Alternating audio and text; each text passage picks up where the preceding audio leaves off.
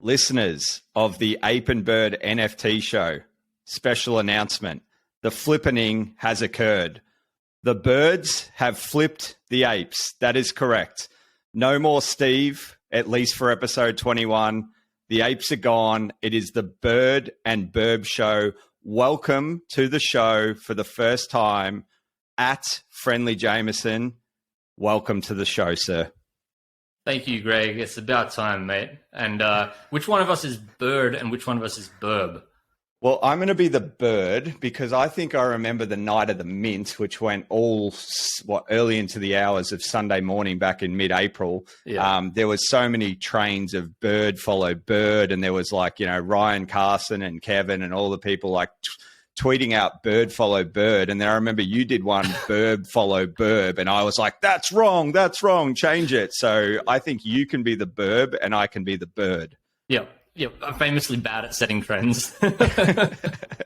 But welcome to the show. For our listeners, yes, Steve unfortunately couldn't be with us this week. He sent me a note, I think on Sunday, saying that he is just absolutely heads down with NFTs at the moment. There's a lot of exciting things happening with his project, which I'm sure we'll hear all about next week. But we wanted a special guest to step in. So for those that do follow Jameson on Twitter, you'll probably be pretty familiar with him. I don't know if we can call you an influencer, Jameson. I don't know if you'll like that word, but certainly have a very strong presence on Twitter and have for a while. So I'm sure many of our listeners are familiar with your Twitter account, maybe not familiar with your face because you've been relatively undoxed for the last sort of 12 months or so that I've known you. But what has sort of been the catalyst for the swing into doxing land? Wait, you don't have my Moonbird on the... No, we don't do any post-production or anything like that on this show. All right. The catalyst for that was basically I gave up. Figured that it was not possible to retain pseudonymity or anonymity once my lovely wife Renee joined the space. So she joined in kind of February, and she's working for a great team called BFF, and all of their team members are doxed. That's the way they operate. And so Renee came in doxed, and we decided that it was mutually beneficial for us to be associated as a Web3 couple, if that's even a thing. For that reason, I guess it's really a slow drip. Like pseudonymity or anonymity has layers to it in most cases. Like there are very few people who are entirely pseudonymous or anonymous.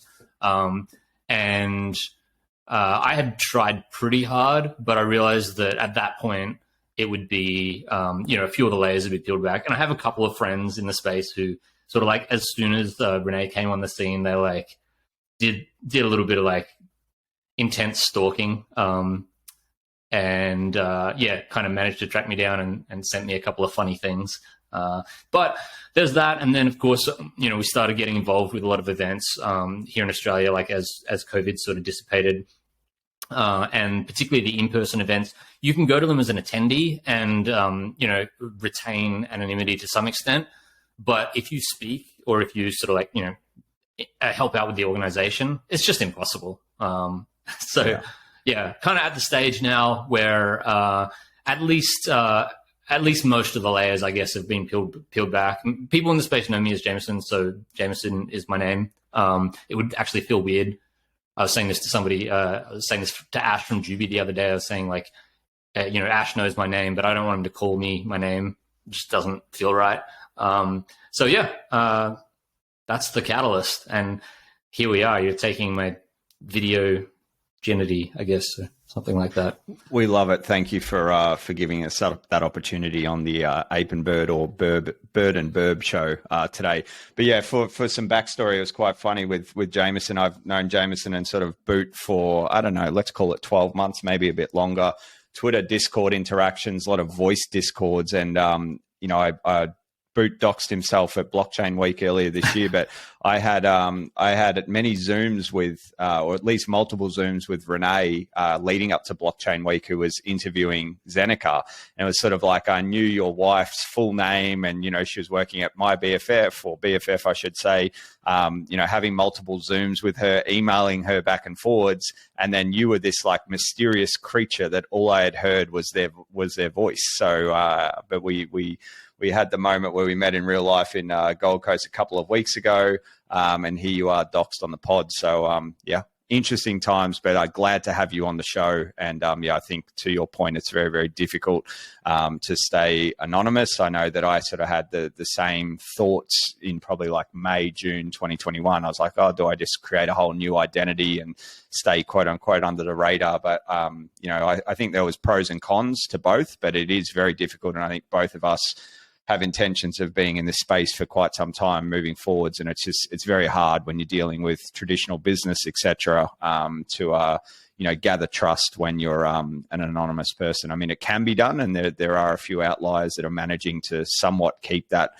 dream alive, but on the most part, it is quite difficult. So for our listeners, Jameson, I'm sure, given that we do draw quite a hardcore NFT audience for this show, many people will know you already, but just give us sort of like the 1 minute breakdown of like how you got into NFTs, what captured your imagination, and why you're still here.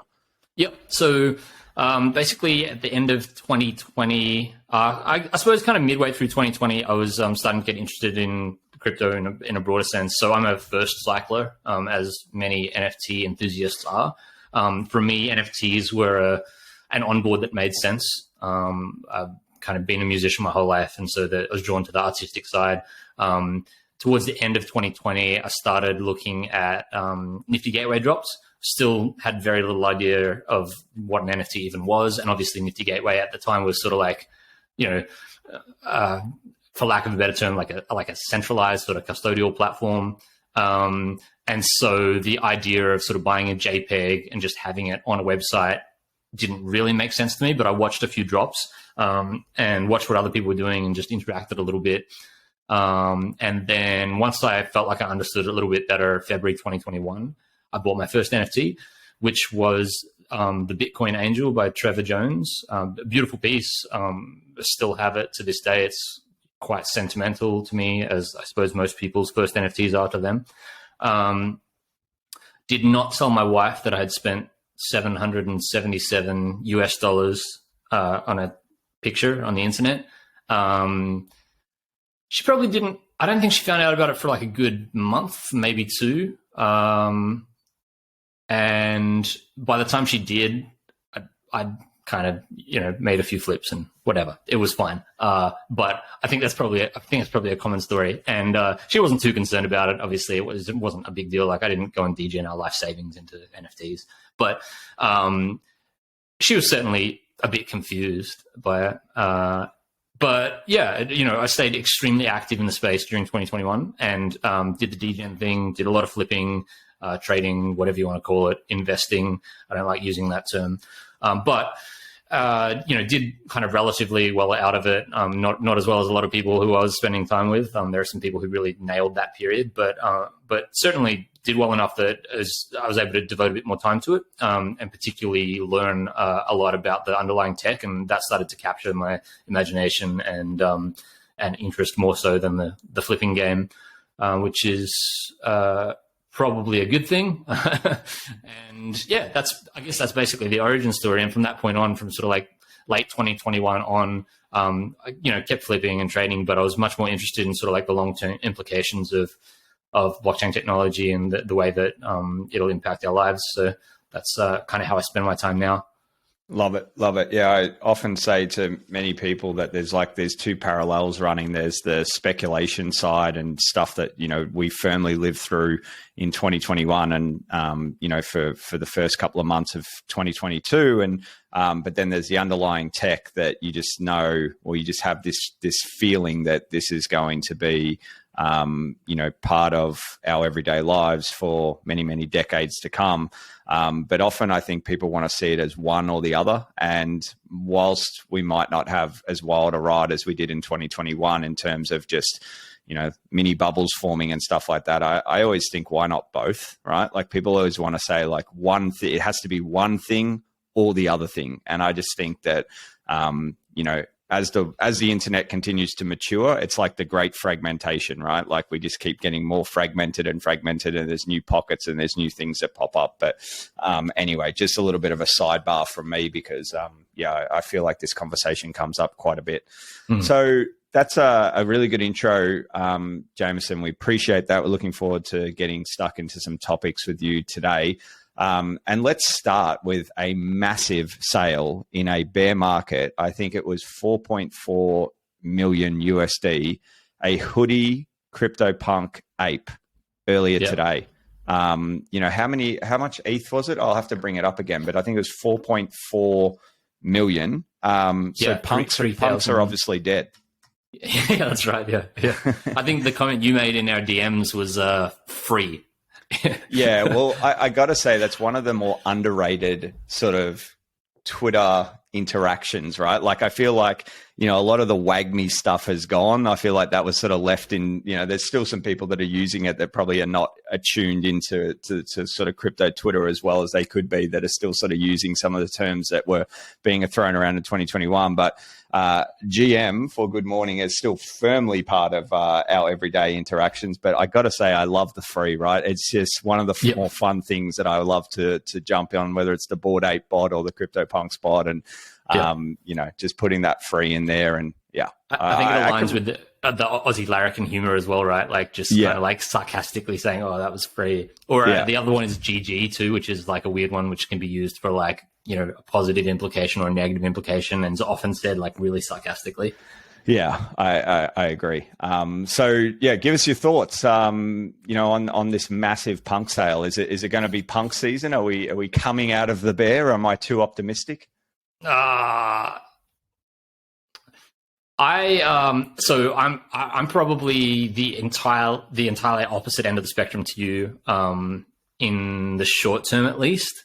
So whereas that might look I'll start by saying I have no idea how to value hooded ape punks. I have no idea, but I get the sense that maybe over the next 6 to 12 months, that may not necessarily feel like the deal of the century, but I'm sure that the person who bought it, I mean, there was something on Twitter about the wallet that bought it had something like 3,000 ETH that they had purchased at like $280 per ETH whenever that was in the timeline, and the wallet was untouched for something like 5 years. So like, whichever individual or group purchased that ape punk, they're not like a flipper, right? They're not a short-term player. And so I think that makes a lot of sense from that perspective, and for somebody like that to do. But look, you can't escape the fact that it's bullish, like as a narrative, whether that be bullish for a day or bullish for a week. It's certainly bullish. There's a lot of fun, sarcastic stuff floating around Twitter, like NFTs are dead, punks are dead.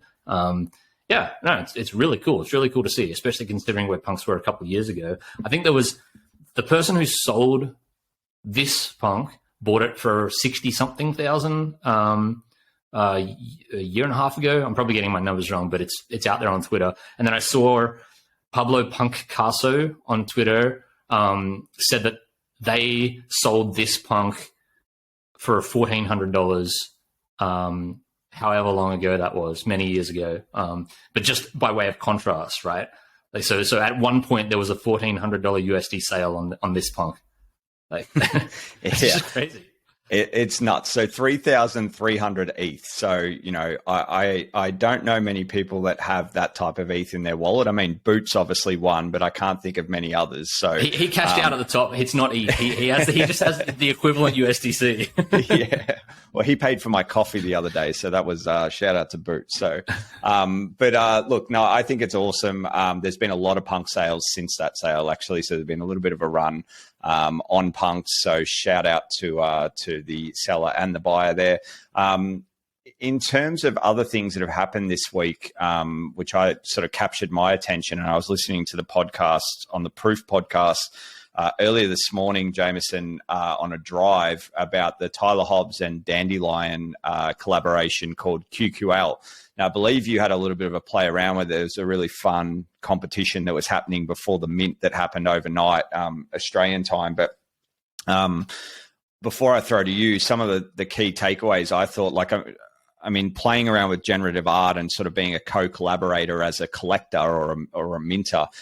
My first experience of this was actually earlier this year through Crypto Arte. So Seb, the founder of Crypto Arte, which is a 2018, generative art project that, since we've moved from proof of work to proof of stake a couple of weeks ago, that floor has risen a little bit. And personally, and I'm a holder of about 9 or 10 pieces, to be completely transparent. But Seb put out something called Studio Uno, and it was the first time where I could dial up I could have inputs on these dials, and it would spit out a piece of artwork, and I felt like I had some input into that artwork, and it was a really cool experience for me. It was the first time I've ever done it, and I did want to have a look at this QQL initiative by Tyler Hobbs and Dandelion, but I just ran out of time over the weekend. But I know that you did. But a couple of key takeaways for me, which I just find really fascinating, and I would sum it up as almost as just still such a world of possibilities with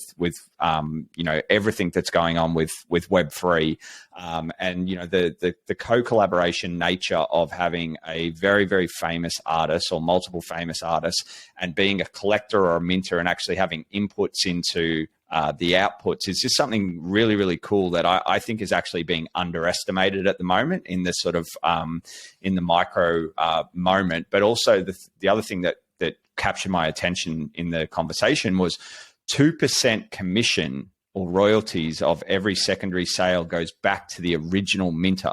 So yes, Tyler will get his whack, Dandelion will get their whack, but the original minter will actually get 2% royalty in perpetuity. And I thought that was really cool. I don't remember hearing of something like that before. Maybe I'm wrong. And the other thing that I think we've seen in a few other NFT projects is, I'm not sure if this is if it's called a clearing Dutch auction or a reverse Dutch auction, but ultimately it started at 50 ETH overnight. It minted out at 14 ETH on this Dutch auction. So if you were to pay 50 ETH, my understanding of this is you would actually receive a refund of 36 ETH, which is a cool mechanism, right? When you think about some traditional Dutch auctions, like if you've paid 5 ETH and someone's paid 1 and it's the exact same thing, like you can be a little bit salty, right? But this is a way to sort of somewhat get true price discovery, but without sort of screwing the people that pay the higher price. So give us your thoughts, Jameson, on QQL overall and your experience in sort of playing around with that pre-competition. Yeah, it was a lot of fun. I think for a start, it's like a brilliant sort of branding and marketing initiative. Not that Tyler Hobbs needs any help in that department, but just the fact that it was collaborative felt really cool. And there's been a lot of stuff lately about like AI generated art and the sort of like the collaborative process of creating AI generated art. And I don't want to ruffle any feathers, but the small amount of interaction I've had with things like Stable Diffusion is like amazing, mind blowing stuff, obviously, but it kind of feels like you're party to a magic trick. Whereas, this is the part that will ruffle feathers. I didn't really feel like I was creating that much when I was doing the Stable Diffusion stuff. It just felt like a lot of fun, really, really cool output, but I didn't feel like I was bringing too much to bear in that process. But with the QQL stuff, it was really cool that for those who don't know, like the interface, there were multiple different toggles, for lack of a better word, right? Like you could go through and change so many different attributes about the piece, and you could either randomize, you could choose to randomize some of them and then keep some of them set. You could randomize all of them. You could choose to go through and actually set all of them. So the range of outcomes, being somewhat limitless, but even just the range of inputs were enormous.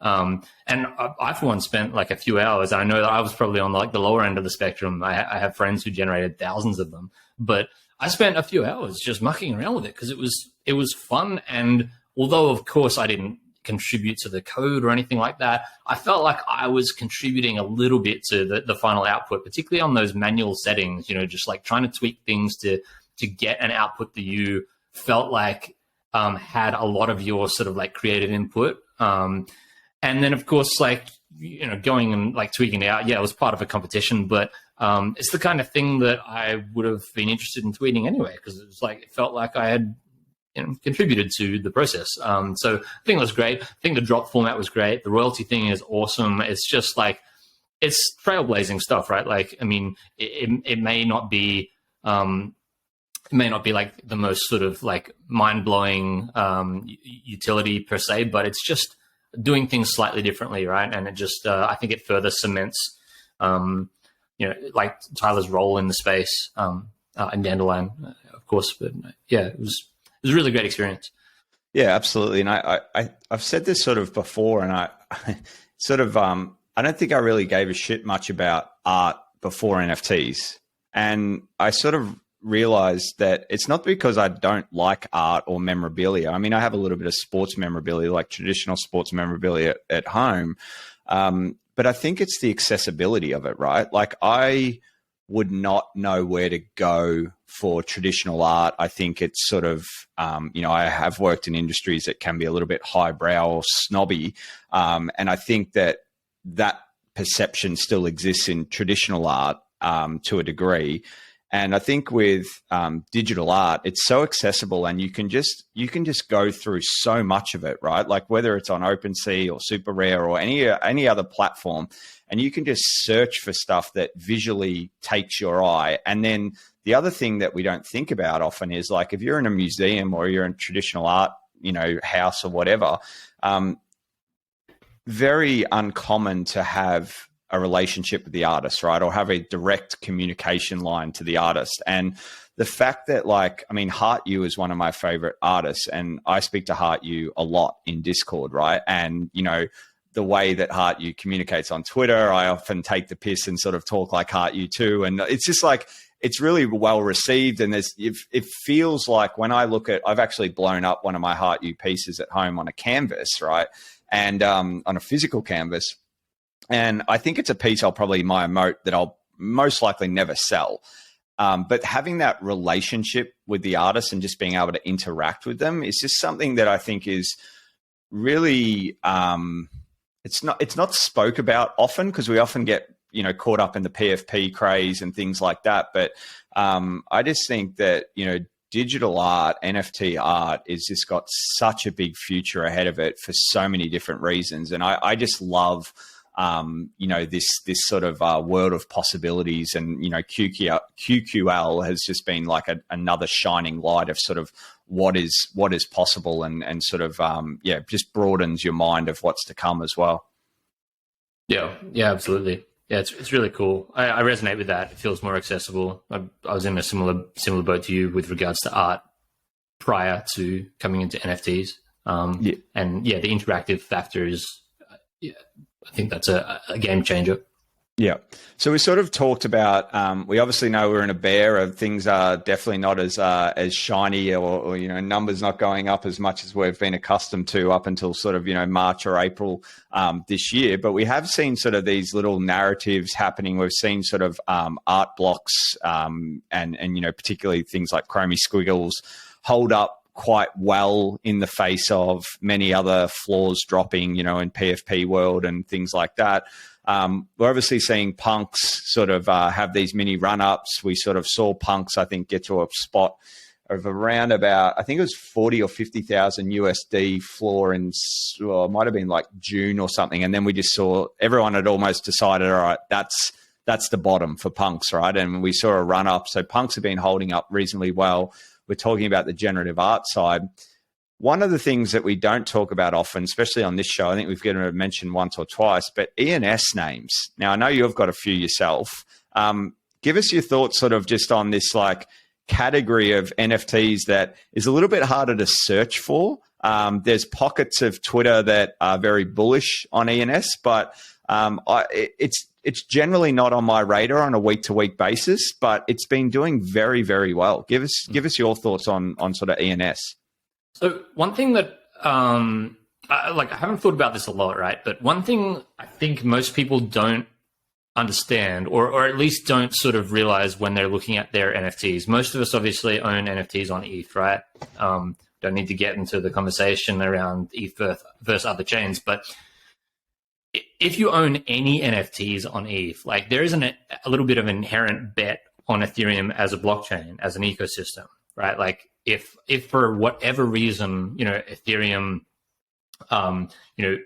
lost a lot of market dominance to one of its competitors, and became like whatever, like just number 10 coin or number 15 coin or whatever. Like, sure, there are those brands, but like the NFTs that you own on ETH will, in that scenario, would absolutely lose value, lose significance, lose relevance.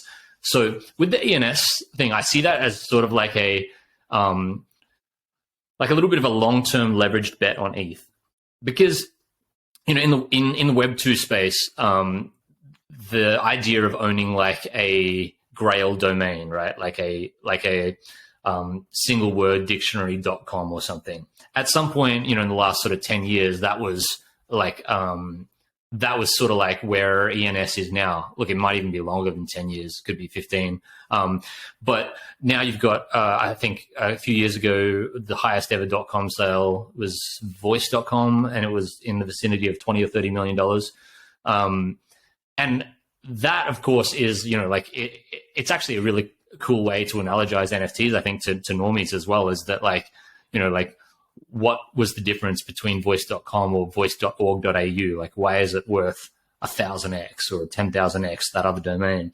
And I think in this particular instance with ENS, the bet is that whichever ENS, whether it be a number, whether it be your name, or whether it be some sort of random brand name, you're betting on ETH being like the currency of the internet, and you're betting on that domain name being the equivalent of a .com in 5 or 10 years. At least that's my perspective on it. And I think the interesting thing about it is that it's obviously, we don't think of ENS names as NFTs in the traditional sort of like 10K PFP way, because like the rarity is, in many ways, it's quite subjective. And if you go onto the collection, there's hundreds and hundreds of thousands of ENS names, and there's no sort of like, the floor is 0.0001 ETH or whatever it is. And they're obviously completely meaningless domains at that level. And so it's not really something that it's something that I don't think gets as much attention as it perhaps deserves. It comes and goes in little hype cycles. There was the 3-digit craze and the 4-digit, 5-digit, all sorts of weird stuff after that. I know you picked up a couple of Aussie flag. Yeah, if anyone wants Aussie flag 247.eth, slide into the DMs. Hey, I mean, like, it could be a thing.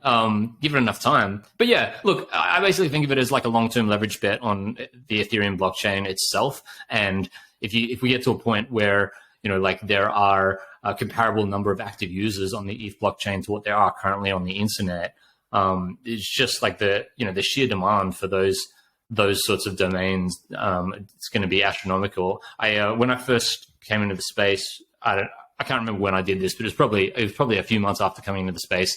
I stumbled on ENS names, and I was like, did what anybody would do. I like looked for my name, and it's like, looked for like my dad's name. No, looked for my wife's name, Renee. Oh my God, it wasn't registered. And so I was like, for me, I understood like that was a big deal. And I was like, cool, I'm going to register it. It's a five letter, person's first name. I know in the last few months, like some more common female names, more common than Renee, have sold for like 10 ETH. But that sort of, at the time, I was like, oh, this is cool. This would be a good thing to have in the future, in the same way that I registered, my first name, surname.com, 10 years ago or something. And even just in that short time, like even in like the ensuing year, it's become so much more of a flex. And when Renee joined the space, I like transferred it to her. I was like, here you go. Like, this is a big deal. You're lucky you've got yours. I don't have mine, sort of thing. She's like, yeah, cool, thanks. I'm like, no, you don't get it. This is a flex. This is such a flex. She's like, cool, yeah, thanks. I'm like, you got to change your Twitter name to Renee Eve. She's like, yeah, okay, if you say so. But yeah, I think that kind of sums up the way I feel about it. Yeah, I've got a few more ENS sort of locked away now. I was very late to ENS. I just, for whatever reason, I just think it wasn't on my radar on a day-to-day basis. And it was quite funny after, I think it was after the Moonbirds mint. And I think I've told you this story, but some random guy slides into my DMs and's like, hey man, I've got GregOakford.eth, pay me like, I don't know what he said, like 0.4 ETH or something like that. Right, and I was like, I just ignored him the whole time. And then I think the bear hit and he was like, hey, you want it for 0.2 or something like that. But I haven't bought it off him. I'm sort of like playing, if he's listening, I'll pay you 0.03. I think that's all it's worth, right? So what would that be US dollar terms? I don't know. What is that? $50? Like $50? Yeah. Yeah, I'd probably pay that for, like, I mean, obviously an unregistered ENS right now is like $7 or $8 depending on Gwei. Yeah. But as somebody like an individual's first name, last name combo who is active in the space is obviously worth more than an unregistered name. But I think that'd be pretty fair. That'd be a pretty fair price, $50. Yeah. It's kind of funny actually when I think about it now, because I have a few friends that really, like, I was sort of coaching them and mentoring them to a degree when they were trying to learn NFTs last year. And that one of the first things they did was they bought their .eth name. And I think it was just like one of those things where there were so many people .eth on Twitter, right? And they quickly changed their name to like so-and-so .eth.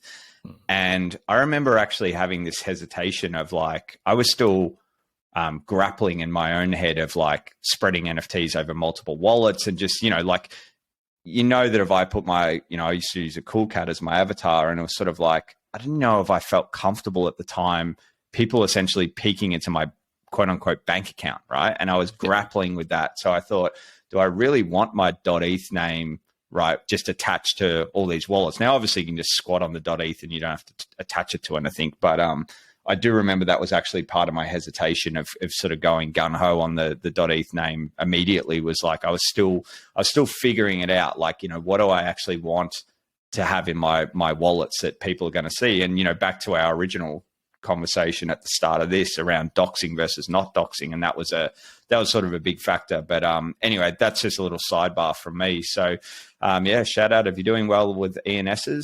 Congratulations. I think that, virtual real estate of ENSs will, has still got a bit of juice to squeeze yet as well. That's just my personal opinion.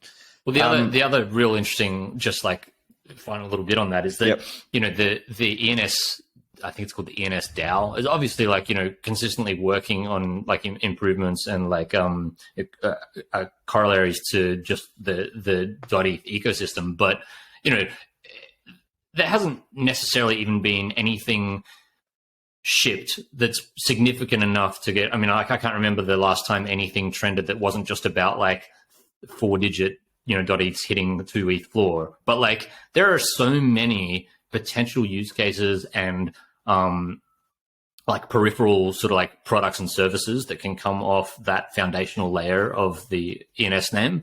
I think there's, next bull run, whenever that is, whatever that looks like, provided that, Ethereum executes on its roadmap, I think there's going to be a pretty significant wave of ENS adoption.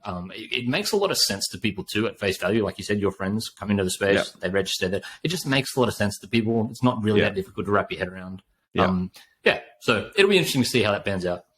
No doubt. Now let's get onto a few little mainstream things. Apple announced some integration with NFTs earlier this week. Probably the big headline, if you sort of do a quick Google search, is they are going to stay true to their 30% gouging, or AKA commission, for using their platform. My personal take on it is, I suppose it's bullish in the sense that, here comes more adoption, but 30% seems quite high, but it's also in line with historical markers of Apple. What are your thoughts on this? Coinbase NFT 2.0. Well, there's a good take. Yeah, I don't know. I mean, obviously, like whatever, capital, the capitalist model. Apple is one of the most successful companies of all time. They have a structure that they adhere to. It's difficult to fault them for just like carrying on with their modus operandi. But yeah, it'll be, I mean, they're obviously not betting on like some sort of insane wave of adoption from the current cohort of NFT enthusiasts, right? Like I'm assuming that bet has more to do with the next 100 million billion users. So it'll be interesting to see how that pans out. I don't have too much of an opinion on it one way or the other. It obviously doesn't align too well with like our current little microcosm of Web3 culture, but that's not the story that they're looking at. Yeah, it is going to be interesting, this push-pull of when you think even sort of the discussion around, how decentralized versus centralized are NFTs going to be moving forwards. And, we've seen various sporting codes in Australia, recently sort of going probably more the Web 2, Web 2.5 model. And then we've seen other sports that are trying to adopt more of the Web 3 ethos. So it is going to be very interesting. But I always think in my own head, like net positive when people are exploring NFTs, like just bringing, if someone is introduced to the concept of NFTs, I mean, even when I think about my own story with the NBA Top Shot, I actually didn't buy any NBA Top Shot. I do own NFTs on Flow, like UFC and a few others, but that was the penny drop moment for me, right? Was digital collectibles. Now, at that time, I didn't know whether that was quote unquote, traditional, or I should say, super decentralized. Like I didn't even know what Flow blockchain was. But it was a catalyst for me to understand that digital collectibles could exist and the internet could actually be scarce rather than abundant. So I think that, it's always a good thing when I see headlines and articles like this. But I'm just going to be fascinated to see where we end up in sort of 3, 5, 10 years time. Is there going to be a premium put on NFTs that are quote unquote, more decentralized? Is there going to be, a premium on the sort of more closed shop NFTs and sort of what risks do they actually run, right? So yeah, and I think the Web 2.5 conversation, depending on how you define it, is like you said, net positive in probably all its forms. I'm just thinking about like the Starbucks Odyssey announcement, right? And it's like, from what I understand, they're not forcing their customers to adopt, to set up wallets on an ETH L2, which arguably doesn't have the most amazing onboarding experience anyway. I'm sure they're working on that internally, but like they're not forcing people to completely uproot what they're comfortable with and change it over. And I mean, that's obviously the path to adoption, right? Like not necessarily full centralization, but like reduced friction is the path to adoption. Yeah. So I think that's net positive. Anything that people like to joke about being Web 2.5 or 2.1 or whatever, I think that's net positive. It's exposure, it's onboarding, it's helping us build the future. Yeah, I think it's legitimizing the space too. When you think about, even when some of the conversations I have with my friends that are not as nerdy as me or into this space is, it's a foreign concept to them. It's completely foreign when I show them, picture of a moonbird, right? It's like, what the hell is that? And, who cares? But then the AFL or someone like that will say, we're doing NFTs, and they'll go, oh, do you hear the AFL's doing those NFT things, right? And it's even like with crypto in general. I remember my dad didn't really understand crypto. He's obviously trying his best with crypto. He's actually read the Bitcoin Standard now, which is incredible. I haven't read that, but he saw it on he saw it on my coffee table about 2 months ago and was like, oh, I'm going to read this. But it wasn't until Commonwealth Bank came out, I don't know, was it 6 months ago or 12, somewhere in the vicinity of 6 to 12 months ago, and said, we are going to get involved with Bitcoin essentially, right? And so all of a sudden he reads the local newspaper, or the daily newspaper, I should say, here in Melbourne, and it's like, oh, the Commonwealth Bank CEO said something positive about Bitcoin, so it legitimized crypto to him. So Yep. I do think, having these quote unquote reputable brands backing things that are happening in Web3 or just general in crypto in general is a good thing. Yeah, I've got a similar story on that. Just the whole like reading about it in conventional media. There was a point at which I think it was like shortly after, maybe a few months after Bored Ape collection dropped. It might have actually been the Mutant Ape collection. Something showed up in the Australian newspaper, and my mom was sitting having tea or something, and she pulled out this clipping and she said, "You're into these NFTs, aren't you? Do you know about the yoga? Do you know about the yoga labs?" And I thought, that's funny, Mum. You got it wrong, sort of thing. But no, the Australian itself had gotten it wrong. So it was Yoga Labs printed in the Australian. And I actually tweeted about it. I think Yuga retweeted it at the time because it was just too funny. It's like one of those like your early sort of moments, because Yoga Labs launched their Bored Ape collection.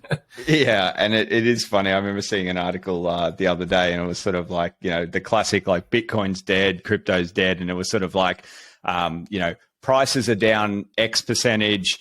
So-and-so expert from some, university professor says, this is the last straw for Bitcoin. It's going away. And then the end sentence, Warren Buffett also says crypto's bad. Like that is the classic mainstream article of crypto's dead. It's rat poison, right? Yeah. So staying on the mainstream, Disney. So Disney have come out and they actually posted a position for seeking, I think it was a legal counsel for specializing in NFTs and DeFi. So essentially the TLDR here is, it looks like Disney is full steam ahead behind the curtains on what their sort of metaverse, NFT, Web3 sort of foray is going to be. I personally can't think of a better hire than Joni Pirovich. This is surely right up Joni's alley, right? So if Joni, if you're out there listening, like there is just this job waiting for you right there. Yeah, and I believe Joni has at least one young child as well. So imagine the cred if your mum worked for Disney. Oh, super mum. Absolute super mum. Yeah. Yeah, that's interesting. There've been a few of the larger NFT projects. I can't remember which ones, / probably shouldn't say, but I remember distinctly a couple different projects at different times sort of used the phrase like the Disney of NFTs or something. It's like, well, maybe Disney themselves might get into NFTs at some point. And obviously that looks like it's happening. Yeah, I must admit I have been definitely an offender of saying multiple times, particularly in 2021 when trying to explain NFTs, and be like, so, what if Supducks became the next Disney? Right. But I think that's one that often gets thrown around with V friends, and I think probably Gary has probably said it himself at some point. But it's a very audacious and ambitious statement. But I think it helps in terms of like framing like what I suppose the intention is doing. But let's not forget how big Disney is and sort of all the runs they've got on the board over many, many decades, right? Yep, definitely. And Gary's putting a lot of stock in his illustrative skills there, isn't he? If he's well, actually, we've been doing 21 episodes of Ape and Bird Show, and that is the first time we've had just a little niggle at Gary's artwork. So congratulations for sort of, cracking the cherry open on that one. Damn. So he's going to unfollow me now for sure. Yeah. Well, I got to say, when I bought my first couple of V Friends Series 1 in May last year, and I was showing them around to some friends at the races sort of like 2 or 3 days later, and what the hell is that? And I'm like, it's the alert ape. So there's something about it that I do really like. I don't know if this was necessarily intentional, but it sort of inadvertently tells you that the token is what's important there. right? Like the token that's coded to that JPEG. And of course, it's awesome that Gary actually hand drew them. Like there's that sense of, you own something that feels personalized by him. But I think it sort of subconsciously trains people to realize that the token is the thing that's important there, right? In that particular instance. Yeah, I hope that doesn't put anyone's noses out of joint. Like I'm basically inferring that it's not artwork, but like obviously those different tokens give you access to different things in different ways, and that's part of the magic of this space. Yeah, agreed. And I got to say, I was quite. I know we didn't actually have a planned VFriends little segment here, but Series 2, the evolution of the characters, I thought was really, really well done. I mean, they were everywhere, plastered over US Bank Stadium for VCon, and just, the evolution, like even the alert ape, like it's such a cute cartoon character now, and you can just see it being like a children's series, or like that character featuring a children's series or on a Netflix show or whatever. Like I can really see it after Series 2. But anyway, we won't get too far down the VFriends rabbit hole. So you mentioned Mutants before, Jameson, Mutant Ape Yacht Club. The Mutants had a little bit of a run, especially earlier this week. I wanted to give them a little bit of a shout out because there's sometimes a little bit of a forgotten collection. We often hear, blue chip, but obviously Bored Ape is very high upon that list of blue chip NFTs. But Mutants are making a bit of a comeback. Have you ever considered getting a mutant yourself? Yeah, look, many times, but they're just butt ugly. They're just so ugly.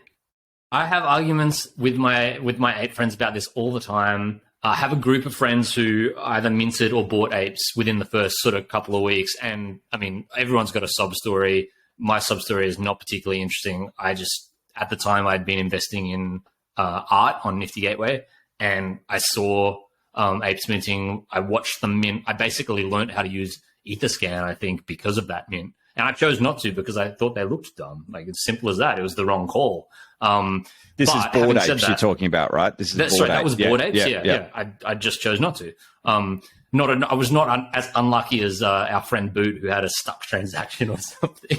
But obviously made the wrong call on that. I guess there's that sort of like meme about like don't fade Yuga, and like I fully agree with that to date. But the apes obviously became like an iconic PFP, and they're super recognizable, and so are the mutants. But I don't resonate with the look of the mutants, which I know puts me at odds with pretty much 99% of the NFT bros out there.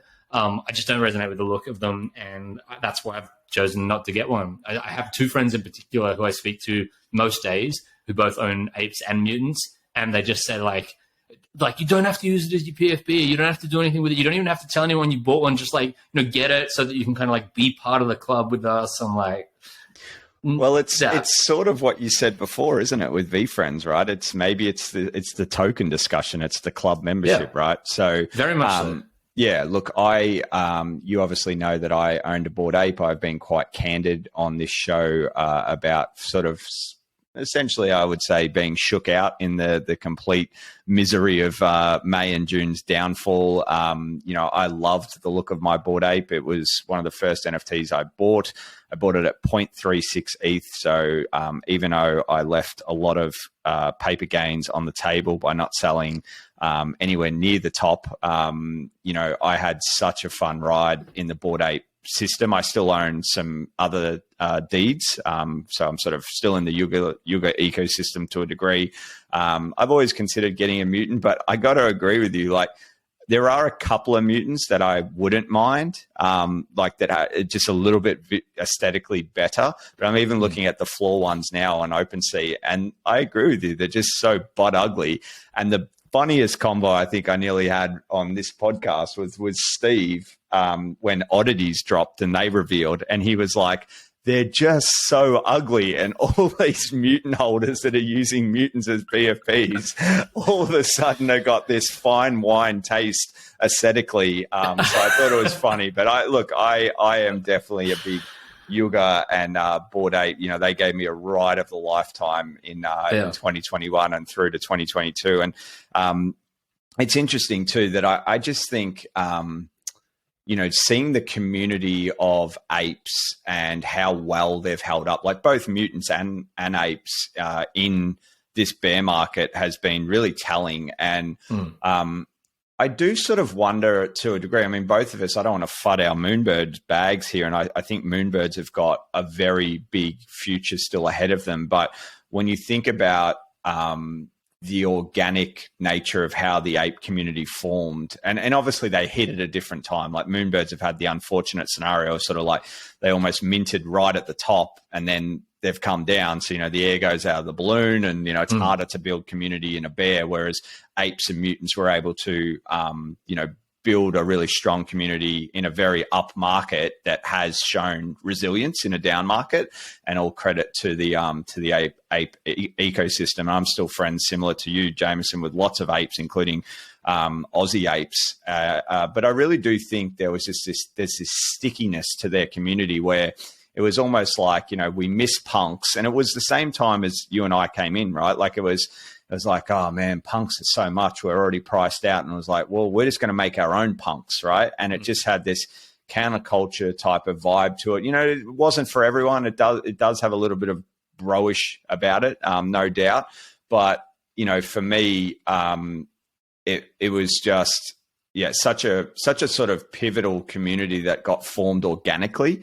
And I do feel like many other communities now are trying to manufacture that same vibe, but it's very, very difficult, right? There's a reason why some brands just happen to pop and some communities form. So, I give sort of full credit to sort of the ape community. I think it's just been a phenomenal story. Yeah, and I think there's a lot to be said for the amount of impact that single ecosystem has had on the whole space. I think people probably underestimate that, like the fact that, or at least in my opinion, it's a fact that had Yuga not been so successful in sort of infiltrating Web 2 culture in many ways, and sort of like getting the mainstream's eyes onto NFTs, there's no way that we would have had the NFT bull run that we had. There's no way we would have had it for as long as we had. And even now, like to your point, they've held up really fantastically. And if they hadn't, I feel pretty safe. I'd put money on a scenario where if they hadn't held up to date, everything else would have sort of followed suit, other than maybe a couple of the grails and whatnot. But if apes were half the current floor price, I don't see any reason why the B tier and C tier projects would not be a quarter of the current floor price. Because at least from my perspective, during this particular cycle, the Bored Ape sort of ecosystem has been like a bellwether for the health of the NFT space.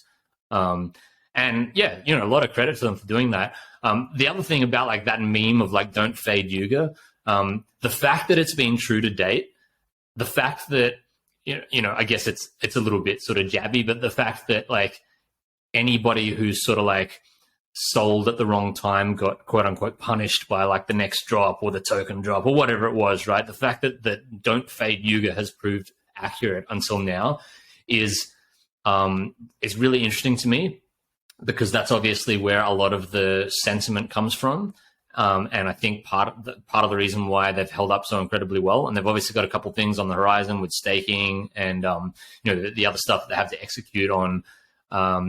It will be interesting to see whether or not there's a scenario that arises in which the general sort of macro conditions, I don't want to, laugh as an economist, but like the general macro conditions are such that it's just impossible to sustain that momentum, which I would not see as any sort of fault of Yuga's in that instance. But if those conditions were to arise, it will be interesting to see whether or not the sort of like the strong hands weaken a little bit, because they absolutely have the strongest hands in the community, right? Like bar maybe a few of the Grail collections.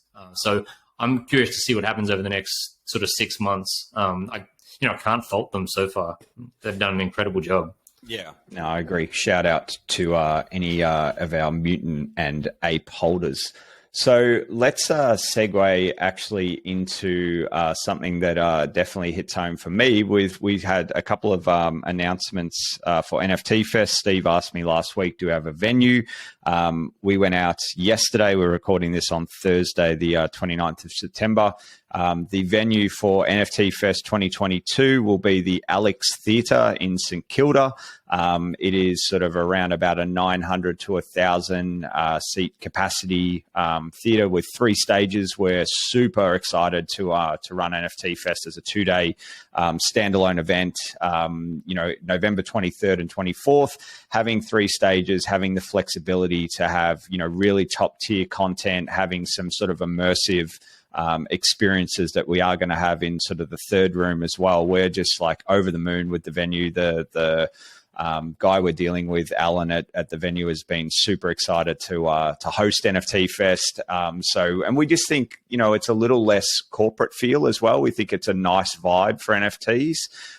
So we're really excited to deliver it. But Jameson, you had a look at sort of the venue on their website yesterday. Give us your thoughts. Yeah, the venue looks amazing. And actually, just as you were saying that, right, just as you were saying that the gentleman who you're liaising with is excited about hosting NFT Fest, I just thought there's like a really sort of beautiful juxtaposition in that, like a traditional theater, right, that, has no doubt hosted thousands of like musicals and plays, and like that sort of like artistic genesis story is like parlaying into an NFT conference. There's something much cooler about that than just like a convention center.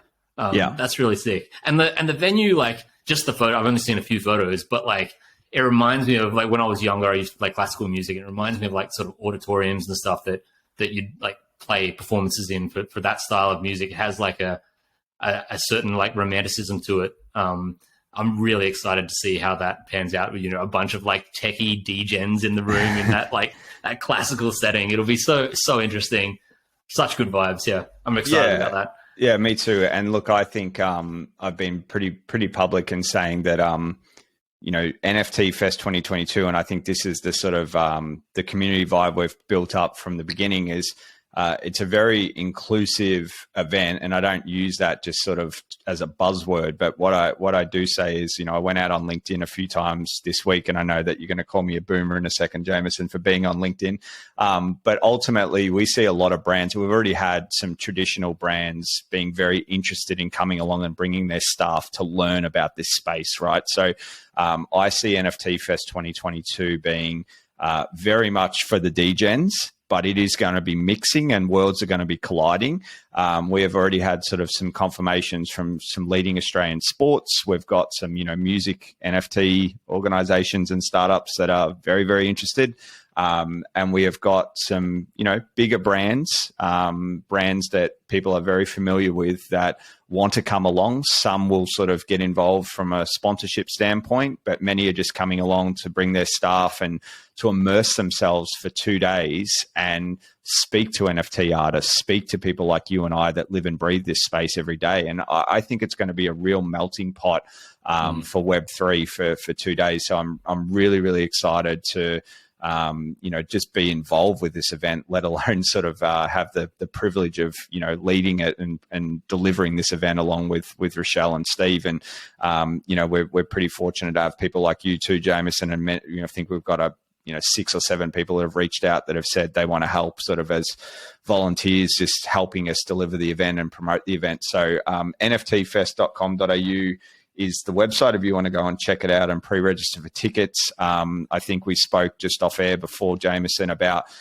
who are some of the people that we're going to be announcing as speakers for and organizations that will be speaking. We're going to have a fair few new faces. We're going to have a few other faces that have joined us in previous iterations of NFT Fest. I might give away a few right now. These haven't been announced yet, but we'll be Alpha. Alpha. We actually had a tweet earlier this week about someone saying that Steve and Greg give good alpha on the show. So I didn't actually realize that was the case, but it was a nice compliment to get. But we will be putting up a first wave of speakers next week, early next week. Tickets will be on sale next week. That is the intention. But just to let you know, I've had sort of confirmations from people like Giant Swan, who's a well-known virtual reality artist here in Melbourne. We've had sort of some confirmations from Ridley Plummer at Tennis Australia. Joni Pirovic, who I mentioned before, but we've also had Zeneca, so people are familiar with Zeneca. So there's an off chance that Zeneca might be back in Melbourne for the event for IRL, but he has committed to the event regardless. So if it's not IRL, it will be virtual. And for those that are wondering too, because I know that this can often be a little bit of one of those ones at events where you go, is this person going to be there, or are they actually being beamed in? Our intention, Jameson, is to, obviously being in Australia, it's harder to get some of the notables from America or the UK or Europe or whatever out here. Particularly this year, we're running NFT Fest in Thanksgiving week, so it is going to be difficult for our American friends. So our idea is to beam in no more than 10% of our total speakers. I think it's probably going to be more like 5%. So across the 2 days, we might have sort of 6 virtual sessions or something like that. Everything else will be IRL speakers and IRL interactions. But yeah, happy to announce that Zeneca, who is just a awesome guy and obviously a very well respected figure in the NFT space, has agreed to be part of NFT Fest 2022 along with those other names I gave. So I do have about another 20 sitting on my screen in front of me here, but I think 3 or 4 is probably enough for now. But yeah, I'm very confident that people are going to have a great time. Yeah. You want to drip feed alpha. You don't want to just like drop it all at once. I think it's cool. Like on the whole virtual thing, like beaming people in. I think that oftentimes, particularly down here in Australia, when you select guests that are renowned for sort of providing value, which I know that some of the guests you've chosen are, the virtual stuff doesn't really matter that much. I mean, like the example at Oz CryptoCon recently was that the headline speaker was virtual, and I know that most of the people I spoke to didn't know that he was going to be virtual. So that was Michael Saylor. I think some people were genuinely thinking that Michael Saylor had flown to the Gold Coast for that event. But what my point is that he was beamed into I think all 6 rooms simultaneously, and he couldn't get into any one of them. It didn't matter, right? Like people there for the content, the sort of like the experience, the interaction with a well-known speaker, even if that's virtually. And then of course, the people who we can get in IRL, that provides a different energy altogether. So I love the approach that you're taking of having a mixture of both, and also letting people know which ones are virtual and which ones aren't, and just setting those expectations. I don't think anyone's really going to care. No, I don't think so. And just to give people an insight too, and I was in America, obviously I've mentioned this many times, for 6 weeks across VCon, Consensus and NFT MAYC, and there were a number of speakers that were beamed in. I remember actually listening to Punk 6529 being beamed in at Consensus. We know Punk 6529 is still a non, so that's going to be the case anyway, right? You had G Money at VCon that was essentially, I think, behind a stage somewhere, and it was just a voice. And but the other insight I wanted to give people too is, when you're growing an event like NFT Fest, and there's many other people that are trying to grow events in the space too, when you're trying to get to some of these more notables that are overseas, it's often the prelude that you need to actually get them IRL. So I've actually had a few of the people that you will see being announced as IRL speakers that I spent some time in New York with, that said, we want to come to Australia. We'll sort of be a virtual speaker again. And then, the intention maybe is they will consider coming out, say, in 2023 or 2024. So it's better to have someone virtually and involved, and for them to feel part of the event and feel the energy and feel the love on Twitter, than not to have them involved at all. So, and I agree to your point, Jameson, that, if you get someone that is compelling enough, right, it doesn't matter if they're up on stage or not. But again, just to reiterate, we are very mindful that we want this to be a primarily IRL event. So there'll be no more than 10% total speakers virtual, 90% at the very least as IRL speakers, and obviously everyone IRL attendees. So very, very exciting times at NFT Fest, and more to come soon.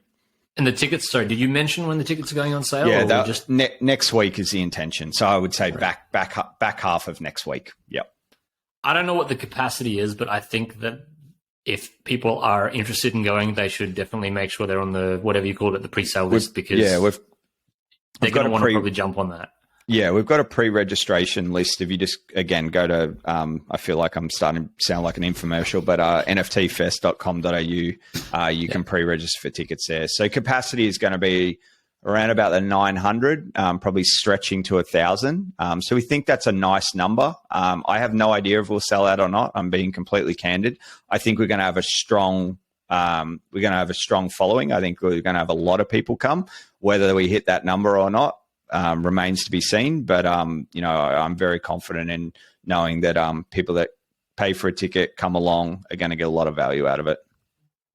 Yeah, I have a view on whether or not that'll sell out and how quickly it might sell out, but I understand your impartiality there. I would recommend that people sign up to the pre-list, definitely.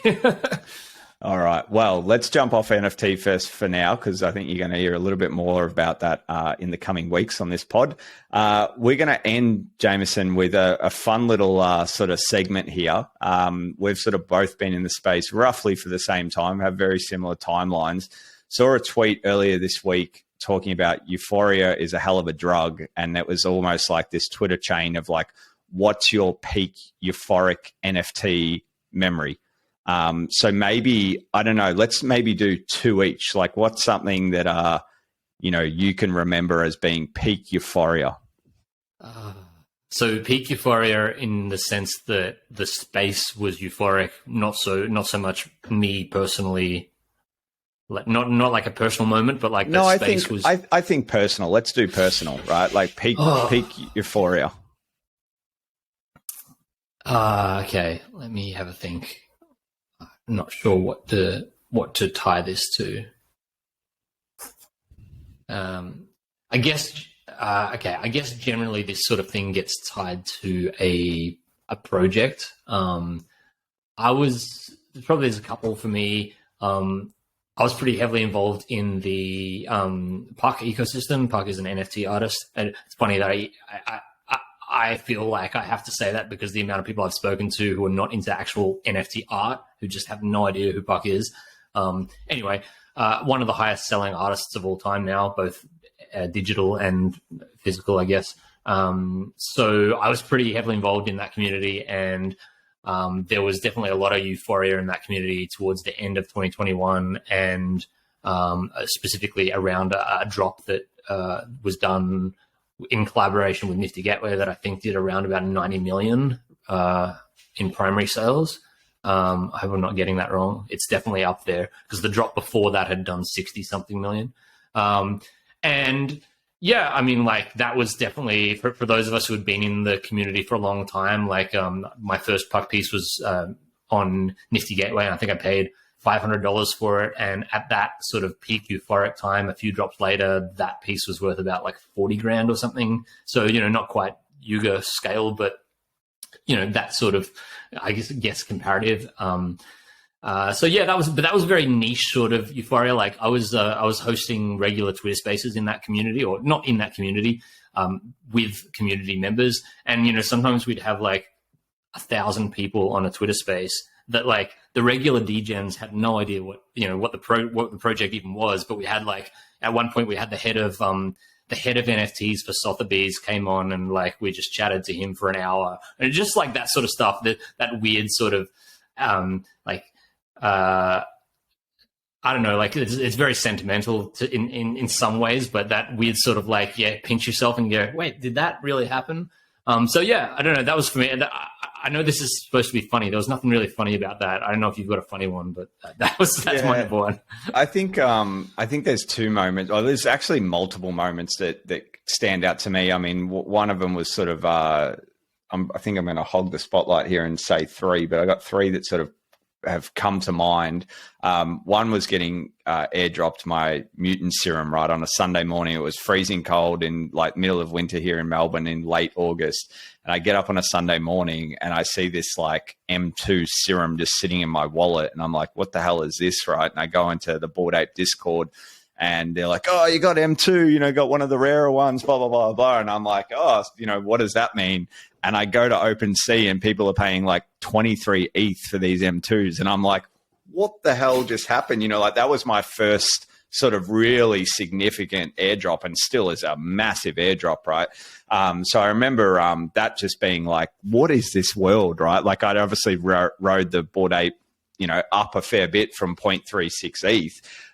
Another one was when I got off the train in Richmond in January this year in 2022 to go to the Australian Open Tennis. And I had a great day actually with the NF Teams crew. Steve put on a day, but it was sort of shortly after the AO Art Ball project mint. And I obviously mentioned Ridley before as being a speaker at NFT Fest. And I was just fascinated by this AO Art Ball project because I'd got one through, you know, being a MetaKey holder. And I was just like, wow, you know, my worlds are colliding here. I'm such a sports junkie. I used to work in sport. The Australian Open Tennis is doing an NFT project. My Bored Ape's going ballistic, you know, or like it was just peak euphoria. And I get off the station and Bored Apes are literally being painted as a mural on this massive wall as I get off. And I'm like, the Bored Apes are just taking over the world. Sports are doing NFTs. I was just like, I've found my thing, right? Like I've just found my thing. So I remember just being very, very euphoric, getting off the train, walking to the tennis, about to meet up. It was almost like, you know, sort of like a bunch of blokes on bloody Bumble or something that are all meeting up, these NFT guys as part of NF Teams. And it was just it was a very, very fun moment. The other thing is obviously the Moonbirds mint, right? I just think that I remember sort of trying to get some sleep about 10 or 11 o'clock on Saturday night, and I couldn't really sleep. There was a 1 hour period for Proof Collective members to mint their 2 free Moonbirds from 1 a.m. to 2 a.m. So I minted those, and then just staying up and being on the Discord with some of my friends from Proof, that a lot of them are actually Aussie based, and sitting on NFT Nerds pretty much the entire night, just looking at the floor price, just going absolutely parabolic, and sort of being disappointed to a degree that I think I had like, at the time, I think I had about 16 ETH or 17 ETH to deploy, and I thought I'll get 2 or 3 additional Moonbirds here, and I ended up only getting 1 because I think it only touched in the 7s, or like might have touched 6.8 or 6.9 like momentarily. Yeah. And shout out to my friend Dan Cube, who somehow managed to get one pretty much right at that moment.